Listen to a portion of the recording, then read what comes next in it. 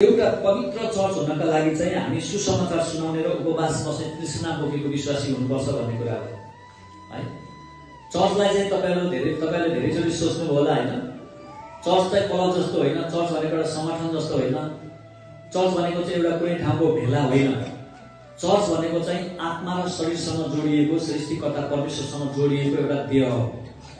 अनि यो चर्चलाई चाहिँ हामीले त्यसरी बुझेनौँ भनेदेखि चाहिँ चर्चमा आउँदै गरेको मान्छेले मलाई केही चित्त बुझेन म आउँदिनँ भन्न सक्छ। उसले चर्चलाई नचिनेको भन्छु मैले। मान्छे हेरेर हिँडेको हो, मान्छे हेरेर हिँड्दै उसलाई अब मान्छे के कुरामा मन पर्दैन म आउँदिनँ भनिदिन्छ। तर जब चर्चलाई चिन्छ, चर्चलाई चिन्नु भनेको यसलाई चिन्नु हो।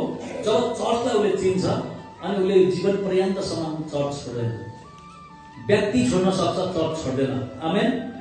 त्यसकारण हरेक व्यक्तिले हामीले बुझ्नुपर्ने कुरा चाहिँ के छ भन्दाखेरि हामी अहिले महान न्यायकालको समयमा छौँ र एउटा पवित्र चर्चको सदस्य भएर पवित्र चर्चमा सहभागी हुनका लागि चाहिँ हामीमा सुसमाचार सुनाउने दैनिक रूपमा र उपवास बस्ने तृष्णा हुनुपर्दछ। चर्च भनेको ख्याल ठट्टा गर्ने ठाउँ, चर्च भनेको रमाइलो गर्ने ठाउँ होइन प्रियहरू। यसको मतलब चर्चमा आएर रुनु चिन्ता गर्नु भनेको पनि होइन। तपाईले याद गर्नुहोस् यो गम्भीर स्थान हो। तपाईँ यहाँ गम्भीरतापूर्वक आउनुपर्छ।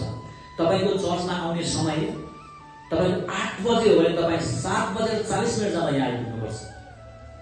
सेन्सिटिभ भनेको गम्भीरता भनेको त्यो हो। किन तपाईँ अब 1 हप्ता पछाडि हाम्रो सभा कहिले हो, महासभा कहिले हो, 7औं दिन कहिले हो तपाईँलाई थाहा छ नि? थाहा छ।